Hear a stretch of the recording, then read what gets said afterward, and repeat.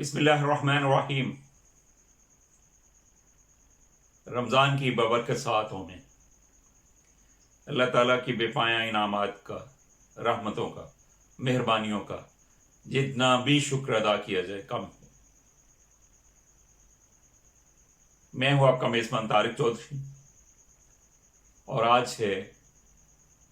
6 मई, बुध का दिन। आज हमें बात करना है वफाक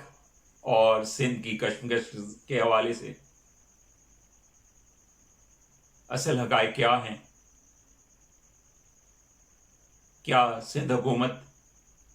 बैरूनी इमदाद में से अपना हिस्सा बटोरने के लिए ब्लैक मेलिंग पर उतर आई है? सिंध हुकूमत रोज़ाना डॉक्टरों से प्रेस कॉन्फ्रेंसेस क्यों करवा रही है?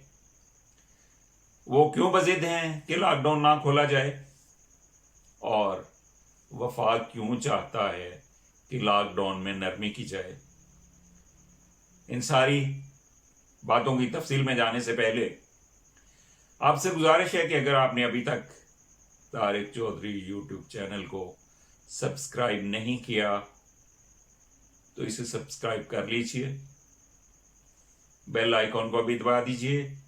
ताकि मेरी हर नई आने वाली वीडियो बर वक्त आप तक पहुंच पाए। इस वीडियो को आखिर तक ज़रूर देखिएगा, शेयर भी कीजिएगा और अपने कमेंट से ज़रूर आगाह करते रहिएगा। तो बात करते हैं ज़रा तफसील के साथ कि वफाक और सिंध में ये कशमकश क्यों बढ़ती जा रही है, सेम पेज पे क्यों नहीं आ रही है, वफाक क्या चाहता है, सिंध क्या चाहता है और एलानिया मकासद क्या हैं और गैर एलानिया और पस मंज़र में क्या चल रहा है।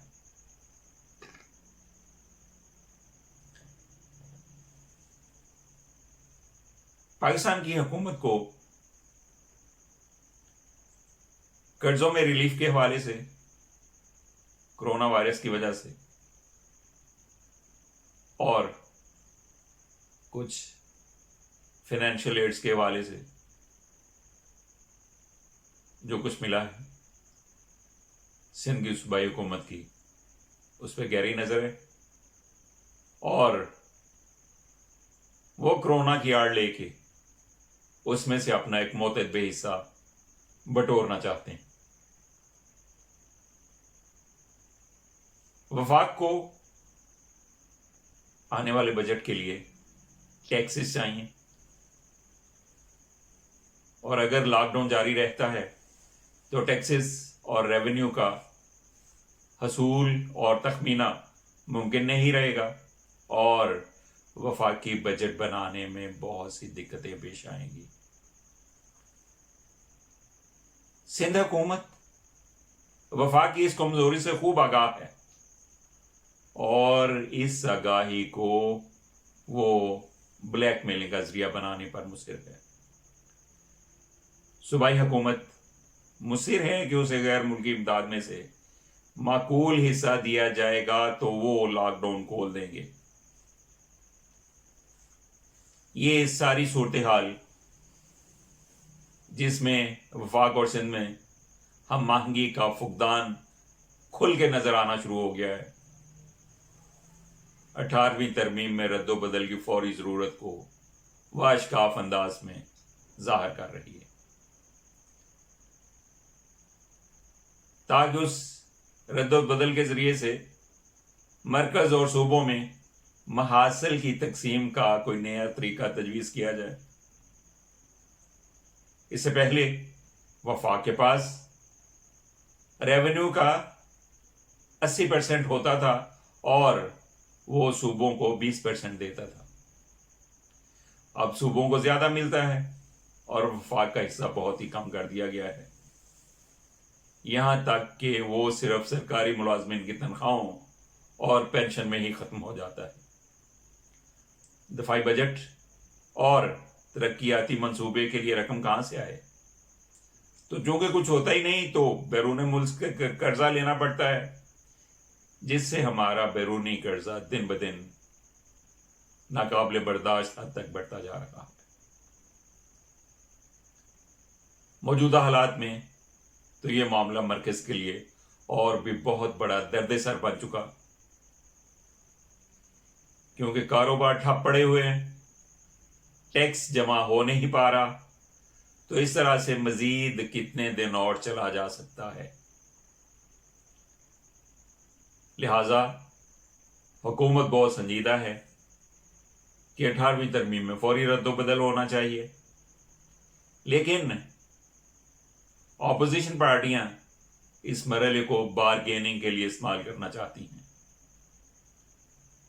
خاص طور پہ دو بڑی اپوزیشن پارٹیاں نون لیگ اور پی پی، اور اگر یہ دونوں پارٹیاں اپنے اپنے مفادات کے تحفظ کو ملکی ضروریات پر مقدم رکھنے پر مصر رہیں تو پھر یقیناً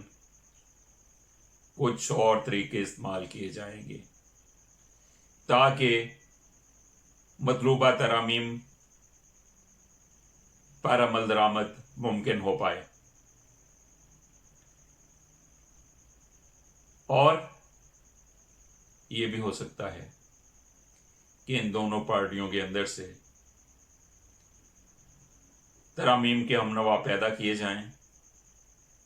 اور یہ بھی ہو سکتا ہے کہ جو انہیں بظاہر ڈیل دی گئی نظر آتی ہے نیب کے حوالے سے، جبکہ وہ کرپشن میں گلے گلے تک دھنسے ہوئے ہیں، تو وہ ڈیل تھوڑی سی کس لیا جائے نیب کو، اور عید کے بعد نیب فل ایکشن میں نظر آئے۔ ناظرین، کراچی ٹیکس دینے والا سب سے بڑا شہر ہے، یہ بند رہے تو 50% ریونیو ڈوب سکتا ہے، لیکن سندھ کی صوبائی گورنمنٹ کسی بھی طرح سے وفاق کے ساتھ تعاون کرنے کے لیے آمادہ اور تیار نظر نہیں آتی۔ یہ بھی ممکن ہے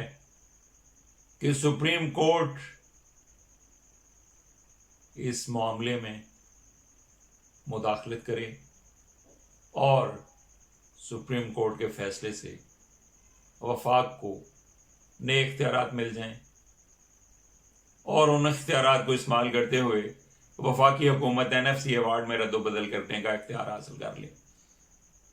اگر اس طرح سے ہوتا ہے تو پھر شاید ان ترامیم کی ضرورت نہ پڑے،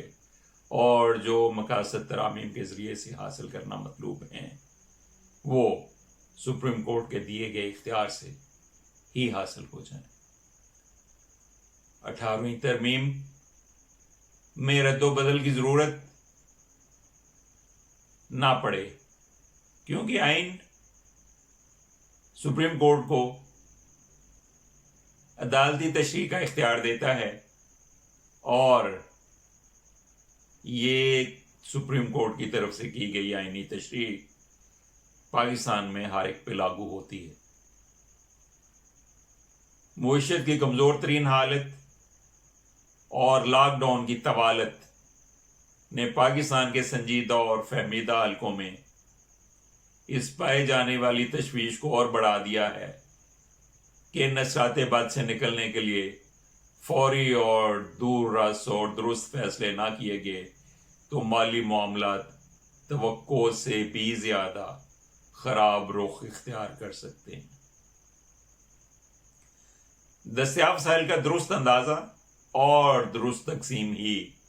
ملک کو اس خطرناک بحرانی صورتحال سے نکال سکتی ہے، اور اگر معاملہ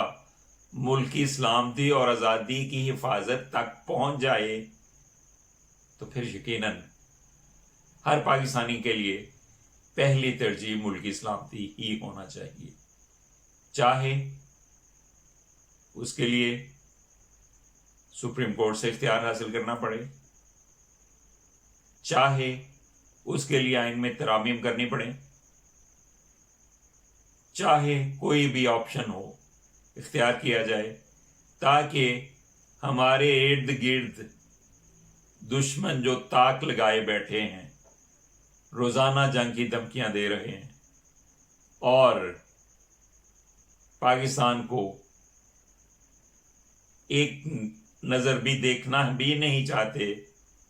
جو پاکستان انہیں ان کی آنکھوں میں کانٹے کی طرح چبھتا ہے، ان دشمنوں کو لگام دے کے رکھنے سے ہی ملک کی سلامتی اور استحکام کا تحفظ کیا جا سکتا ہے۔ اور لگام دینے کے لیے وفاق کا مضبوط ہونا فائنینشلی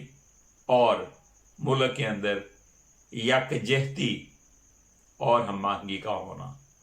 بہت ہی ضروری ہے۔ بغیر ہم آہنگی اور یکجہتی کے اور بغیر اچھی معیشت کے ہم اپنے ارد گرد کے دشمنوں کا مقابلہ نہیں کر سکتے۔ لازم ہے کہ معیشت مضبوط کی جائے اور اپنی صفوں میں ہم آہنگی اور یکجہتی کو پیدا کیا جائے۔